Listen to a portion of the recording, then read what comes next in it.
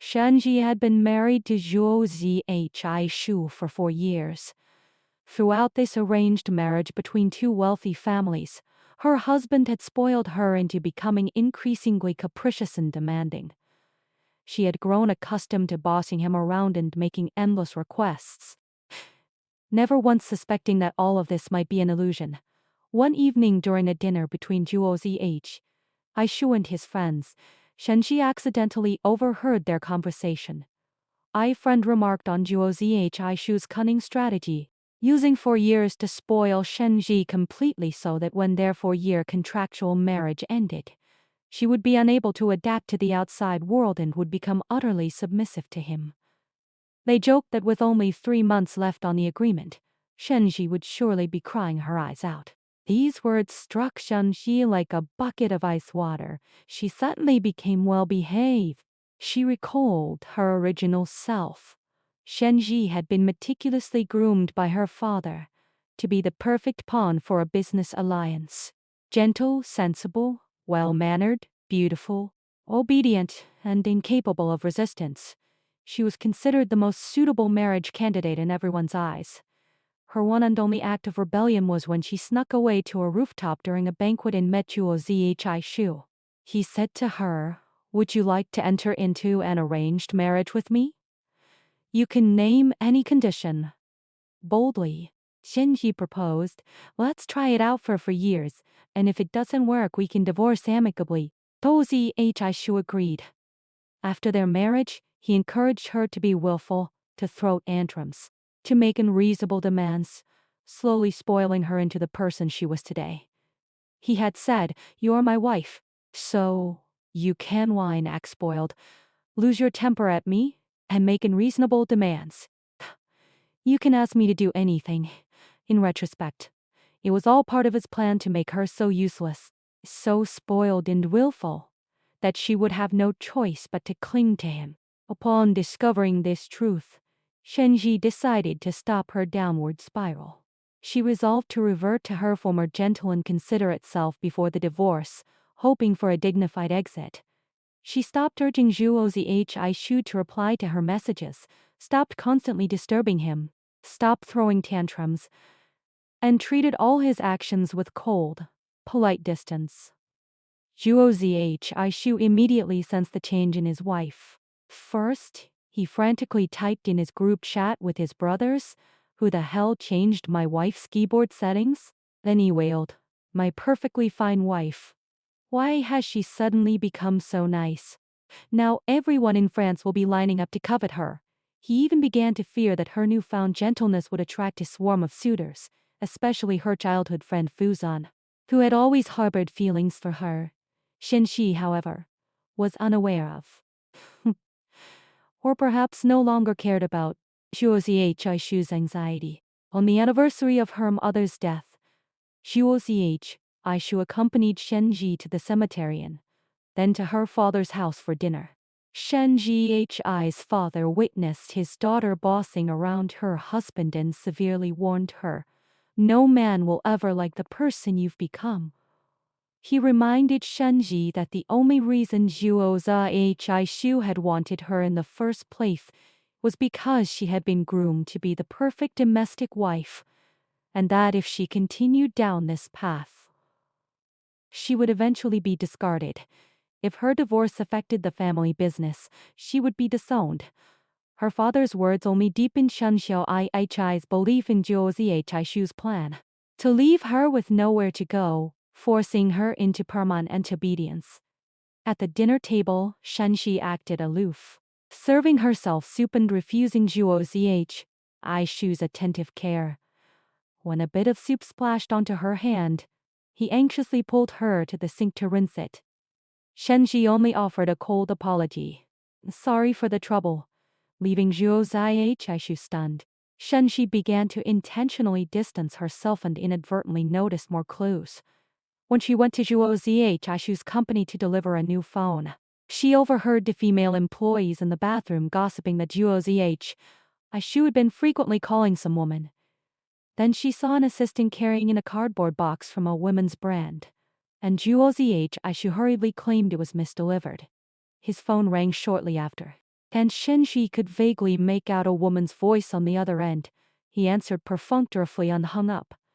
Recalling the bathroom conversation, Shenji felt increasingly uneasy. That night, Dozi Aishu returned from a business dinner, having changed his clothes. But Shenji noticed he had uncharacteristically changed directly into his pajamas, usually after showering. He would walk around in a towel for a while before getting dressed. She straddled him and unbuttoned his pajama top, revealing several thin scratch marks on his arm. Aishu panicked and stopped her from looking further. Claiming he was too tired, Shenji interpreted all of this as evidence of a mistress, solidifying her resolve to seek a divorce. At a formal banquet, Shenji ran into Fuzan, who had just returned from abroad. Fuzan confessed that he had been waiting for her 4-year contract to end, hoping to marry her, saying, "I still like you very much." However, Shenji lucidly told him that the person he liked was the obedient, low-maintenance marriage partner, the meticulously groomed domestic ideal, not the real, flawed person she had become. She said, "You don't like me. You like the obedient, low-maintenance marriage partner, the meticulously groomed ideal wife and mother. But that's not me." Fuzan was astonished by how much she had changed. Shenji, with relief, raised her glass and asked him to congratulate her on finding the person she loved. Aishu witnessed their interaction, jealousy flaring. He rudely interrupted them and dragged Shenji away. Back home, a cold war ensued. Aishu petulantly announced he was going out drinking and wouldn't return. Shenji calmly replied, "Okay." That night he came home drunk, wrapped his arms around her from behind and cried. He turned on the light, kissed her despite her resistance, then suddenly pulled away, tears streaming down his face as he demanded, "Are you leaving me? Do you want a divorce?" Shinxiu, at her limit, finally snapped, "I know exactly what you were planning. But let me make this clear right now, I want a divorce, and I will never accept you having a mistress." She listed her evidence, the package, the phone calls, the scratches. Aishu was stunned speechless, then frantically denied everything, crying out that he had been wronged. He fumbled for his phone and shoved videos into her hands. The videos showed the very same stray orange kitten Shenji had wanted to adopt, which he had refused because it was too feral. It turned out, Aishu had secretly been caring for the kitten, getting it medical treatment, and patiently training it. His grand plan was to present her with the well-behaved cat on the day their contract ended, using the kitten to command the wife, begging her not to divorce him. The package delivered to the office was a cat bed. The mysterious phone calls were follow spoons from a cat training course, and the scratches on his arm were from the kitten. He explained that the scratches happened because he was holding up his phone to secretly film the sleeping kitten when it suddenly woke up and clawed him. Shenji watched the videos and then scrolled through Aishu's group chat with his friends. The screen was filled with his anxious rants about her changed behavior. "What does it mean when my wife doesn't urge me to come home? Doesn't demand updates? Doesn't boss me around or lose her temper at me? Why has my wife suddenly turned back into a docile, gentle person? Does she not love me anymore? Is she trying to find a new husband? Now everyone in France will be lining up to covet her. That damn childhood friend of hers is back and waiting for her." She also saw him tagging Lin Xiao for help. "You were the one who taught me to use the contract to seduce her while that old man was away. Now there's a bugging. The contract is ending and she doesn't want me.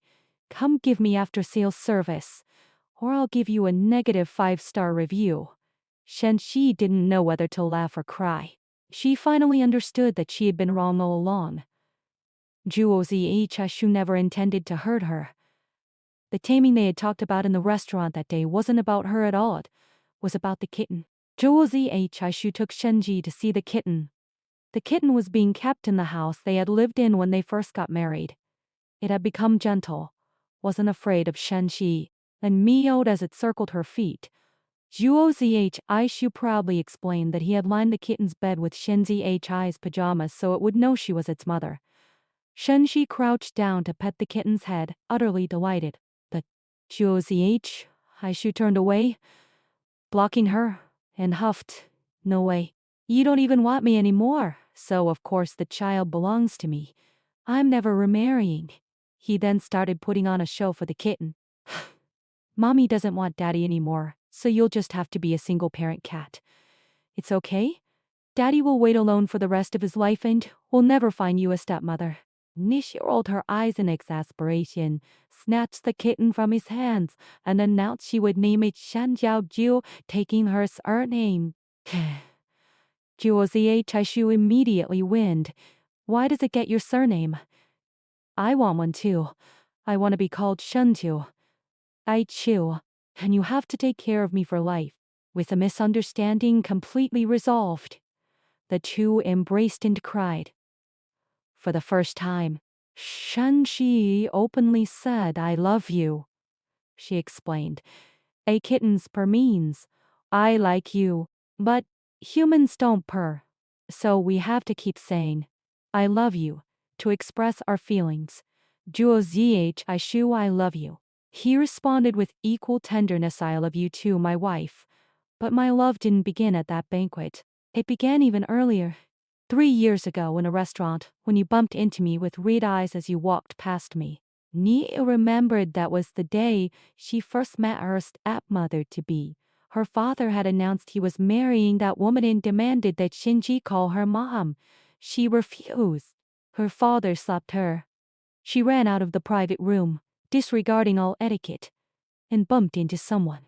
That, it turned out, was her very first act of true rebellion. She smiled and said, Okay, I get it. You love me. Holding the kitten, Touzh, Aishu started whining again, asking who she loved more, him or the kitten. Shenshi sighed and said to the kitten, Little Orange, your dad's brain really isn't working too well. Mommy better raise you or you'll end up a silly cat too. The kitten meowed as if in response. Finally, with hearts laid bare, the two reconciled and were happy once more.